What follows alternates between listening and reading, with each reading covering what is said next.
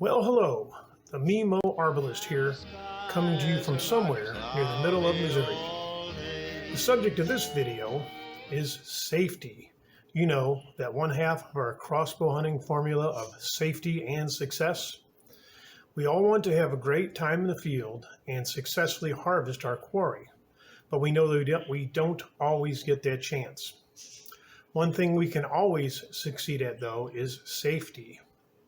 Now, there are several areas where we can improve our odds of having a safe woodland experience.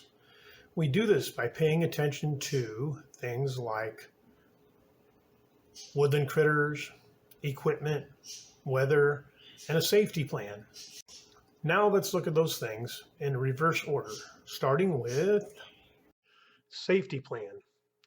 Well, the first step on a safety plan involves other people. Do you have a hunting buddy to take along with you? Maybe a non-hunting observer, video cameraman, or even another hunter who will post up in the same general area at a safe distance away, maybe a couple hundred yards or so. You know, somebody else on the scene just in case something unfortunate happens. Next, do you have someone back home who knows where you're going and when you are expected to be out of the woods? It's a simple thing to set up with someone, to send them a text saying, "Hey, I'm heading into the woods. If I don't get a shot, I should be back in my truck by whatever o'clock." Maybe even send them a screen capture picture of where you have set up for the day at your stand or blind. There are many free phone apps available to be able to put a blue dot on a map showing your current location. This is an example of just a couple of screen grabs from my cell phone while I was at home using Google Maps. It's accurate enough to differentiate between two different rooms inside my house.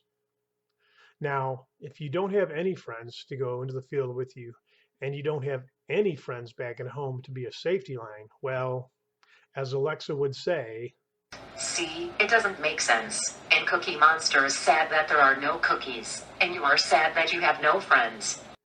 Next, let's talk about the weather. In Missouri, our early crossbow season starts on September 15th.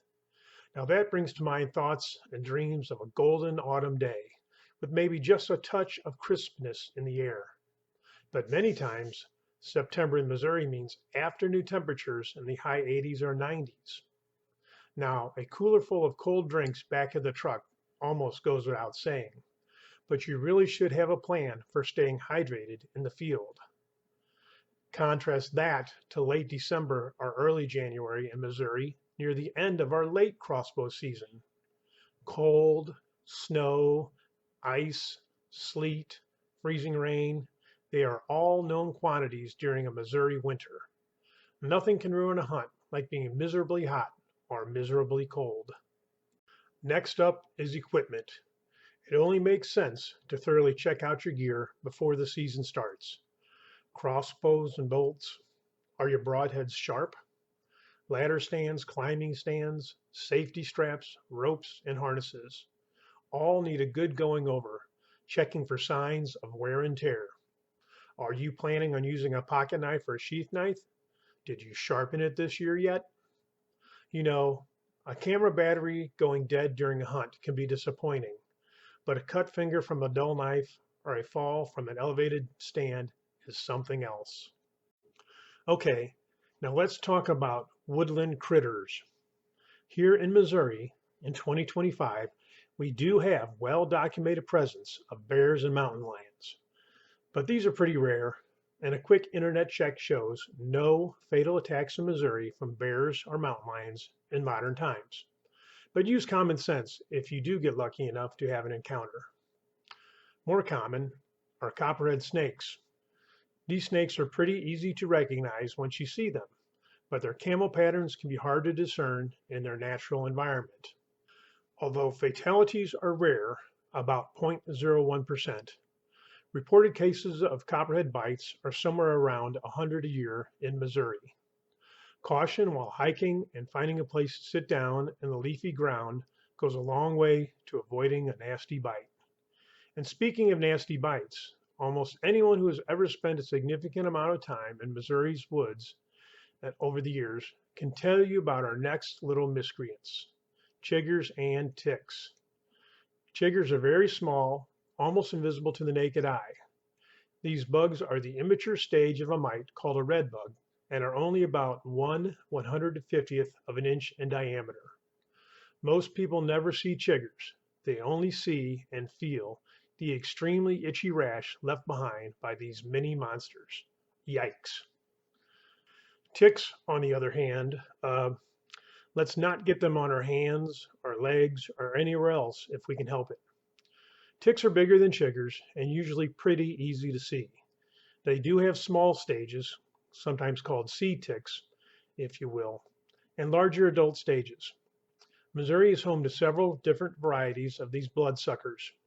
Along with a very itchy bite site, ticks also have the inadvertent ability to pass along microbial diseases to humans. You've probably heard of Rocky Mountain spotted fever and probably even Lyme disease. But how about alpha-gal syndrome? That nasty little one causes mild to severe allergic reactions to red meat, such as beef, pork, or lamb. Red meat, like deer meat. The best defense to these marauders I've found is a good, proper application of permethrin to your hunting clothes. Now, this stuff is a little bit hazardous, so if you're going to use it, follow the manufacturer's directions. Well, that's our video for today.